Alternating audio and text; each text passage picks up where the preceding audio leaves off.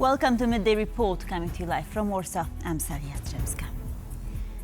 Ukrainian and Russian officials are meeting in Geneva for another round of talks aimed at ending the war in Ukraine. The discussions are taking place just days before the 4th anniversary of Russia's invasion of its neighbor. Our correspondent in Kyiv, Wiktor Ź, has more details. Good afternoon, Os. So what outcomes are you expecting following this meeting in Switzerland? Well, previous rounds of talks have failed to result in any breakthroughs. So it's unclear if there are going to be any significant developments in Geneva. The two sides still seem deadlocked on their potential desired outcomes for the end of the war, particularly on the issue of territory in the Donetsk and Luhansk regions, where both sides are very far apart. The Russians want the Ukrainians to withdraw, and the Ukrainians are refusing to withdraw. So it's unclear whether there's going to be any movement on that issue. But the talks are ongoing nevertheless. Meanwhile, Russia's continued to strike Ukraine, a massive overnight attack against Ukraine. One person killed, 25 injured. According to the Ukrainian authorities, Russia launching 29 missiles and 396 drones into Ukrainian territory, targeting 12 different regions of Ukraine. So a very large-scale attack. Once again, energy infrastructure targeted in Odessa, the southern Ukrainian port city. Many homes are without heating and without water after this attack. So again, Russia's tactic of trying to cause pain and suffering to Ukrainian civilians continues during the backdrop of these negotiations. And it must be said, with these negotiations, previous rounds of talks between Ukraine and Russia under the current trilateral with the United States, at least have been described as constructive by Kyiv, but they have changed. The Russians have changed their lead negotiator, reappointing Vladimir Medinsky, who the Ukrainians have called a pseudo-historian, and previous rounds of negotiations with Medinsky and the Ukrainians have not gone well. So that should probably give an indicator as to how the Ukrainians feel this round of talks in Geneva is going to go. Even while these talks are ongoing, Russia continues to strike targets across Ukraine with impunity, Sally. Wiktor Ź reporting from Kyiv. Much appreciated. Thank you.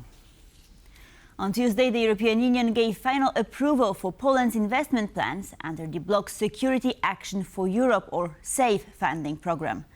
This allows Warsaw to sign a loan agreement in March and receive an advance payment of about 6.5 billion euros from the nearly 44 billion it has requested under the scheme.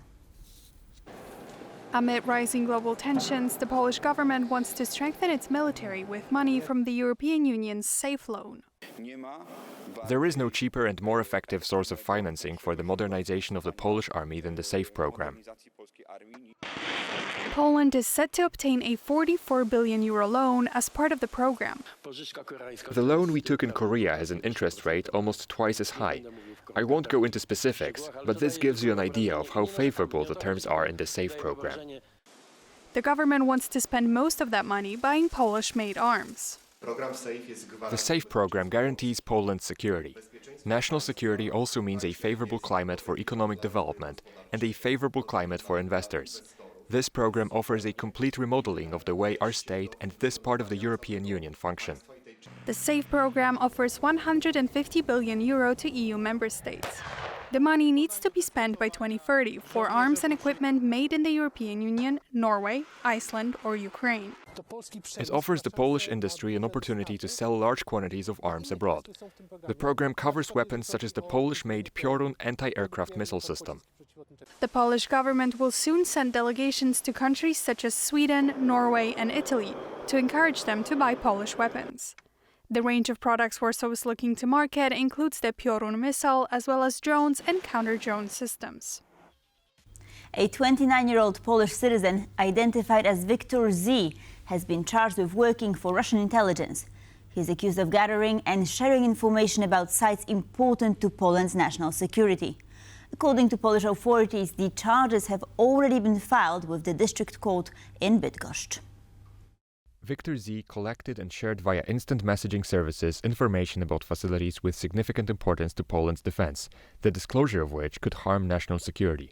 The investigation revealed that he collected and shared the locations of and data on security infrastructure of the Bydgoszcz airport, military aviation works and chemical plants. He also expressed willingness to provide the location of military facilities, including the NATO Joint Force Training Center in Bydgoszcz. US Secretary of State Marco Rubio visited Hungary on Monday. During the trip, Washington and Budapest signed a civilian nuclear cooperation agreement. The move is seen as part of the United States' effort to support Prime Minister Wiktor Ź and his right-wing government ahead of Hungary's upcoming parliamentary elections. Beaming smiles in Budapest as Marco Rubio met Hungarian Prime Minister Wiktor Ź. There was a clear message from the US Secretary of State. Your success is our success, because this relationship we have here in Central Europe through you is so essential and vital for our national interests in the years to come. Evidence of that relationship here, signing an agreement on civil nuclear cooperation. Rubio explained why he was in Hungary supporting Orbán as the country prepares for a general election. There's no reason to sugarcoat it. I'm going to be very blunt with you.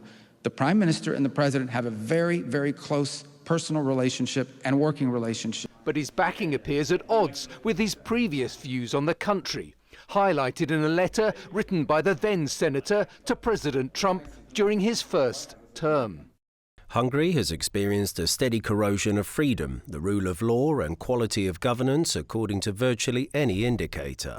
Under Orbán, the election process has become less competitive and the judiciary is increasingly controlled by the state. Press freedom has declined. While the US has sought to counter Kremlin aggression across Europe, we remain profoundly concerned about the close relationship between this NATO partner and Moscow.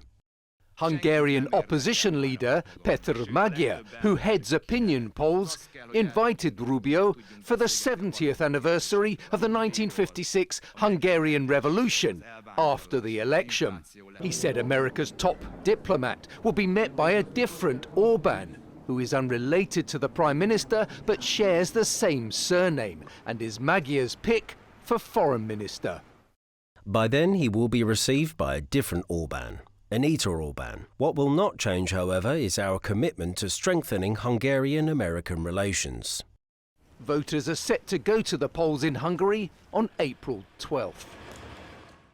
French President Emmanuel Macron is in India for a three-day visit aimed at strengthening defense and artificial intelligence cooperation with the country. He is set to meet Prime Minister Narendra Modi later on Tuesday. The visit comes as India works to modernize its air force. Last week, the government gave preliminary approval for the purchase of more than 100 additional French-made Rafale jets. French President Emmanuel Macron is in India, heading a delegation that includes representatives of the defense, nuclear, AI, and energy industries. India has become very strategic in the recent years. We must remember that it's the most populous country of the world, so of course a very important one. Recently, India has formed multiple partnerships with key European allies. Experts say there is a reason for this branching out. It's a counterbalance in Eastern and Southern Asia towards the rising Chinese power. European countries have eagerly accepted this growing partnership. During Macron's visit, French and Indian officials are set to discuss a potential multi-billion-dollar fighter jet contract. India is of strategic relevance and importance for all Europeans in this moving and changing world with more and more balance of powers and a big continental bloc. And it's not for nothing that we say that India is a subcontinent by itself. This strengthened partnership between India and Europe comes as long-standing transatlantic alliances transform, making space for new partnerships to emerge. And now the latest from the world of business. Blik, the instant payment service that has become hugely popular in Poland, has reported another record-breaking year. Both the number of transactions and their total value increased by more than 20% year-on-year. This six-digit code is Poland's contribution to the future of personal finances. Used to authorize money transfers, it's the key element of Blik, a payment method cooked up a decade ago by a consortium of Polish banks. Since then, its rise has been nothing short of meteoric. In 2025, we processed almost 3 billion transactions, 21% more than the year before, with a total value of 104 billion euros. This is comparable to the output of the Slovakian economy. The management board of Polski Standard Płatności, or Polish Payment Standard, the company behind Blik, seen here discussing the 2025 results, seems bullish on the future of the service. Our ambitions can be summed up as Blik times 2, which means we want to double the 2024 number of transactions, revenue and net profit next year. Adding to this growth is Blik's international expansion, with the service now available to customers of the Slovakian Tatra Banka and infrastructure ready in place to enter the Romanian market. Given ongoing discussions on the need for sovereign European payment services, the question is, can Blik pick up the gauntlet? This discussion about building European sovereignty is really important right now, and we want to be one of the important voices in that discussion. Regarding Europe and our future presence in Europe, we're discussing with the biggest banking groups to build our presence outside of Poland, and especially in Central and Eastern Europe. To fund international expansion, Blik is going to need money, and just before the Monday's results conference, news broke out about the company eyeing an IPO. Well, the IPO process is definitely a process which is long-term and strategic, and that decisions will be taken by the shareholders of Blik. So we as management board at that moment are not really commenting on that. According to Bloomberg, Blik could be valued at around $2 billion, making it one of the biggest IPOs on the Warsaw Stock Exchange. Poland secured a surprise Olympic silver medal in the new men's ski jumping super team event on Monday. Our sports reporter John Carter is here with the details. John, do tell us more about this unusual development. Thank you very much, Sally. So, as we were just saying, kicking off, first of all, with that silver medal, and it came in the ski jumping super team. And that was thanks to Kasper Tomaszak and Paweł Wąsek. Now, Tomaszak is the undoubted star of these games so far. He has now won his third medal of the games, which is equals the record for the number of Poles winning 3 medals at a single games. He's obviously had a completely crammed-in schedule, so let's have a listen to what he had to say about his tactic of combating such a schedule. After every competition, I'd skip breakfast the next day and sleep in until lunch. That way I'd get enough rest and fully recover. I think that tactic paid off. So you can see there, advice from a triple Olympic medalist. You don't need breakfast. So, also in that ski jumping super team event, a lot of controversy, particularly regarding the German team, as they completed all of their jumps in the third round and were on track for a gold before the round was wiped out due to heavy snowfall. And they ultimately finished fourth, missing the podium by less than half a point. Now, that wasn't the only controversy at these games. There was also been a great deal of controversy in the curling. So, specifically regarding the Canadians. Now, the Swedish team have accused the Canadians of cheating. And in fact, specifically double touching. So double touching is where the athlete pushes the stone and then has to release it at a certain point.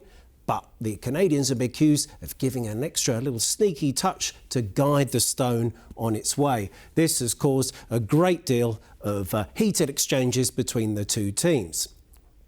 Now, moving on, of course, that wasn't the only controversy of these games. There was, of course, the Ukrainian skeleton racer, Władysław Heraskevich. Now, Heraskevich was disqualified for insisting on wearing a helmet honouring war victims, which obviously clashed with the International Olympic Committee's rules on political expression.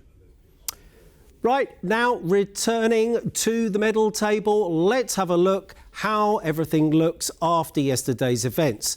So, here we can see the Norwegians still way out in front with 28 medals. Host nation Italy doing a sterling job, just behind them with 23. The States in third, the Czechs there in 14th, while Poland have boosted themselves with an extra medal and they lie in 20th.